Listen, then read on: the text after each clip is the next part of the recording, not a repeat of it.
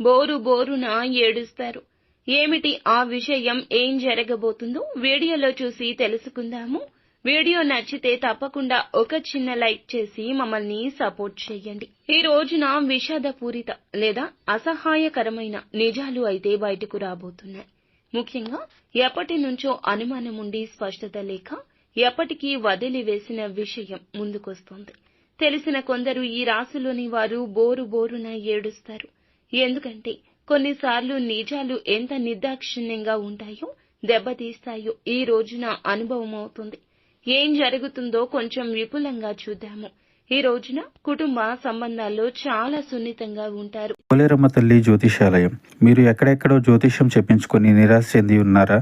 అయితే ఒక్కసారి గురువు గారికి ఫోన్ కాల్ చేయండి. దూర ప్రాంతాల్లో ఉన్న వారికి ఒకే ఒక్క ఫోన్ ద్వారా వెంటనే పరిష్కారం చెప్పబడును.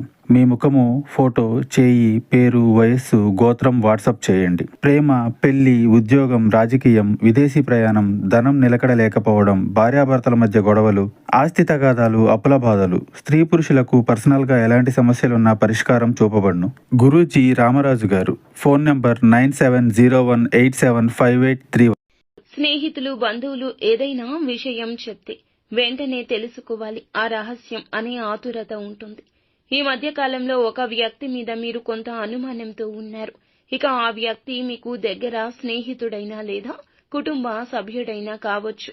మధ్యాహ్నం 2 గంటల నుండి సాయంత్రం 6 గంటల మధ్యలో చాలా కాలంగా వెతుకుతున్న నిజమైతే ఎటకేలకు బయటకొస్తుంది. ఇదొక మోసం కావచ్చు. ముఖ్యంగా డబ్బు సంబంధితమైన సాన్నిహిత్య సంబంధం, ప్రేమ విషయంలో అయినా కావచ్చు.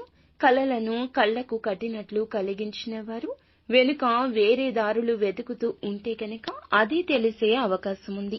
ఈ నిజం తెలిసాక మీరు ఒక్కసారిగా కుప్పకూలిపోవచ్చు. కొందరికి ఆవేశం ఎక్కువవుతుంది, కానీ కొందరికి కన్నీరు మాత్రమే వస్తుంది. ముఖ్యంగా ఈ రోజున ఈ రాశి వారు బయట కంటే లోలోపల ఎక్కువగా మదన పడతారు. కాబట్టి ఎవరూ చూడకుండా ఏకాంతంలో కూర్చొని బోరున విలపిస్తారు. ఈ విషయంలో మీకు 2 మార్గాలు ఉన్నాయండి.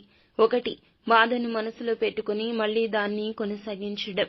రెండవది, ఎంతైనా కఠిన నిర్ణయం తీసుకుని ఆ వ్యక్తిని వదిలేయడం.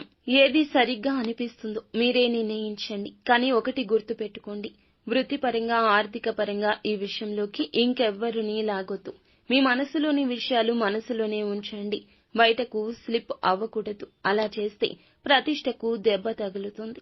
ఇక ముఖ్య విషయం ఏమిటంటే ఈ నిజాన్ని తెలిసి బాధపడితే తప్పకుండా కుటుంబానికి తెలిసే అవకాశం ఉంటుంది.